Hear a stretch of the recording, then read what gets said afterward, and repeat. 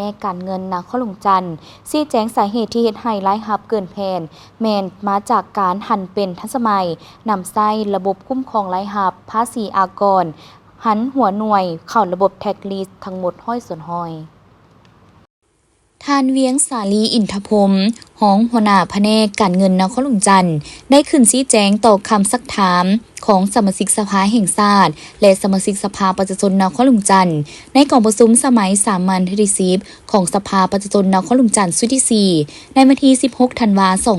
2025โดยการเป็นประธานกองประชุมของทานอนุภาพตุนาลมประธานสภาประชาชนนครหลวงจันทน์มีทานอัศพังทอง4,000 ดอนเจ้าของนครหลวงจันทน์ท่านเวียงสาลีอินทพรหมได้ชี้แจงต่อคำซักถามเกี่ยวกับการคุ้มครองรายรับของนครหลวงจันทน์เห็นว่าเกินแผนในแต่ละปีย้อนแผนรายรับต่ำหรือบ่ซึ่งทานตอบว่าสาเหตุที่เฮ็ดให้รายรับเกินแผนแม่นมาจากการหันเป็นทันสมัยนำใช้ระบบคุ้มครองรายรับภาษีอากรและรายรับบ่แม่นภาษีอากรเป็นต้นแม่นหันหัวหน่วยเข้าระบบแท็กลีสทั้งหมดห้อยส่วนห้อยรวมทั้งรายรับทรัพย์สินของรัฐมีการขยายฐานอากรจากการประเมินจุลวิสาหกิจหันหัวหน่วยเข้าในระบบอากรมูลค่าเพิ่มส่วนใหญ่ได้จากรายรับอมพ.อากรกำไรอากรเงินเดือนและอากรรายได้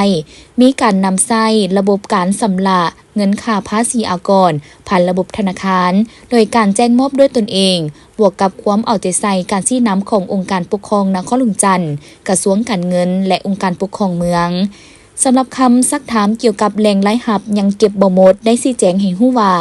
ปัจจุบันสวยสหกรณ์ประจำนครหลวงแม่นได้หันเป็นทันสมัยหันเอาหัวหน่วยเข้าในระบบสำเร็จแล้วโดยสามารถแจ้งมอบด้วยตนเองผ่านระบบแท็กลิสต์แต่ก็ยังมีบางหัวหน่วยที่ยังเสื่องรายรับเซ็นการขายสินค้าและการบริการบ่ออกใบเก็บเงินเจ้าหน้าที่สวยสหกรณ์ก็ได้ลงกวดกาติดตามแต่ก็บ่ทั่วถึงดังนั้นจึงเรียกร้องมายังสังคมภาคส่วนที่เกี่ยวข้องต้องมีส่วนร่วมและเป็นเจ้าการในการปฏิบัติระเบียบกฎหมายและสนองข้อมูลให้แขนงสวยสหกรณ์ตามความเป็นจริง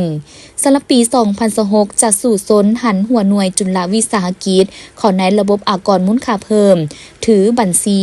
นำใช้ใบเก็บเงินและแจ้งมอบตามระเบียบกฎหมายซึ่งสวยสหกรณ์ประจำนครหลวงจันทน์จะได้ลงสมทบกับบรรดาเมืองเพื่อเผยแพร่ระเบียบกฎหมายแนะนำขั้นตอนกลไกการแจ้งมอบอากรด้วยตนเองและติดตั้งโปรแกรมบัญชีให้หัวหน่วยดังกล่าวส่วนคำซักถามเกี่ยวกับมาตรการแก้ไขยังบ่ทันเข้มงวดท่านได้ชี้แจงว่าในระยะผ่านมาก็ได้ใช้มาตรการตามระเบียบกฎหมายที่ได้กำหนดไว้